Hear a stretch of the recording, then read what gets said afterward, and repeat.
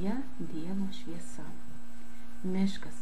Į mišką tiesiasi baltas kelias, o ant kelio lyja auksinis lietus. Lietus nuo kelio nuplauna visą negatyvą ir materializuoja normą. Spinduliai ant kelio neša naują šviesą ir naują auksą spalvą, kuri tampa dar stipresnė, šviesesnė žmogaus atžvilgiu. Liejasi kelias, liejasi jo konstrukcija ir nauji pamatai ir naujas atspindys, kuris kils į aukštą saulės energijas ir saulės spindesį, kuriame matome sidabrinę spalvą ir joje daug mažų taškiukų, kuris neša savo skirtingus atspalvius vizualinėme pasaulyje ir visai jo erdvei.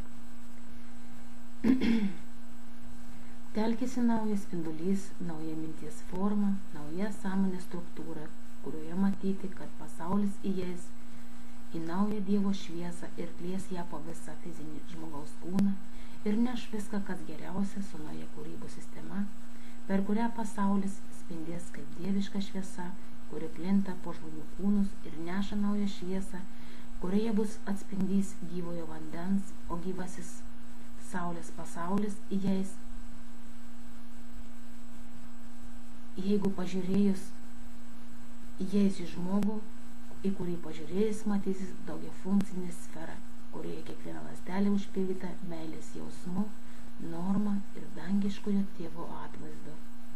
Plečiasi naujos srovės po žmogaus fizinį kūną, kuriuos sudaro ten geometrinės figūros, kad išlikti labai svarbių asmenių žemiškajam pasauliu, iš kurio žmonės semia spinduliuojančią šviesą ir kelia savo dvasinę būklę iki to lygmens, kuris jiems yra labiausiai priimtinas ir plečia savo spinduliavimą kaip dabartinę sritį dabartinėje sąmonėje, arba kaip spinduliavimas, kuris išliks pats svarbiausias žemės gelmėse ir jungsis su stipriu požiūriu į gyvąją gamtą ir jo sąmokslo teorija, kurioje matysis spalvotos šviesos, spalvoti keliai ir naujas spinduliavimas, per kurį pasaulis virs teigiamą linkme ir kurs jo visas savybės, kad dar labiau išsivystyti ir dvasiškai tapti tvirtesniu.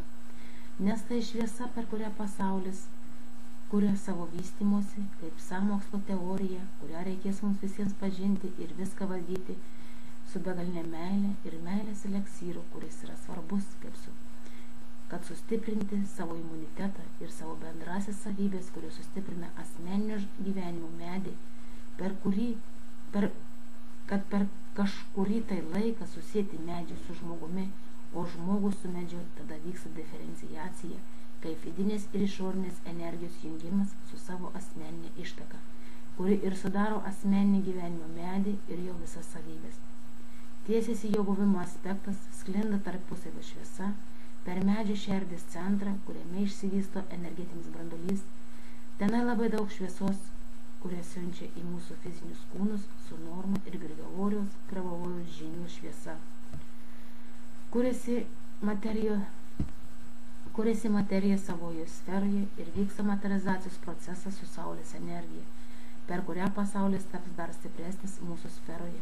Kuriasi Dievo pavidalo sfera, kurioje 100% matricinis veikimo procesas, spindinti spalva, kuri tapo geltona elektrinė. Ši spalva išsiplečia po visą sferą, išformuoja iš negatyvo į pozityvą visus pažeistus taškus, kurie trukdo ateiti materijai ir materializuoja materiją per normą ir su Grigorijaus žinių šviesa.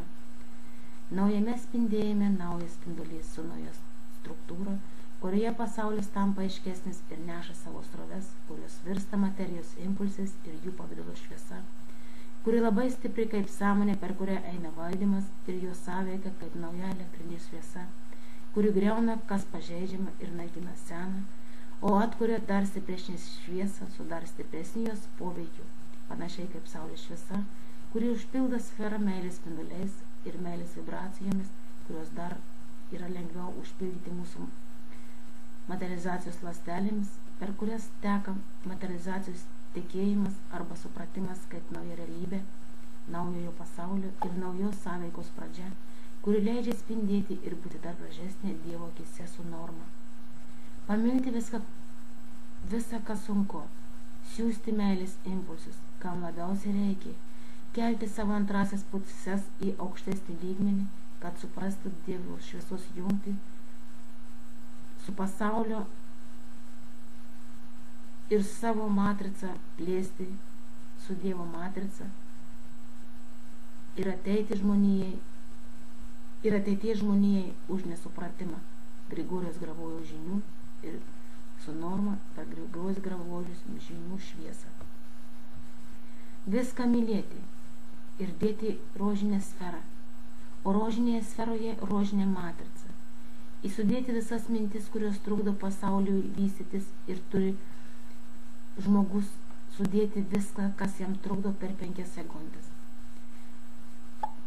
Ir išmoks per šią rožinę sferą žmogus išmoks atleisti, išmoks pamilti. Dievas parodys pozityvą, o pozityvas virsta į begalinę meilę ir džiaugsmą, taip kaip kūrėjas kūrė iš pradžios, su Norma ir Grigorijos Gravojaus atvaizdu. Tegul būna taip.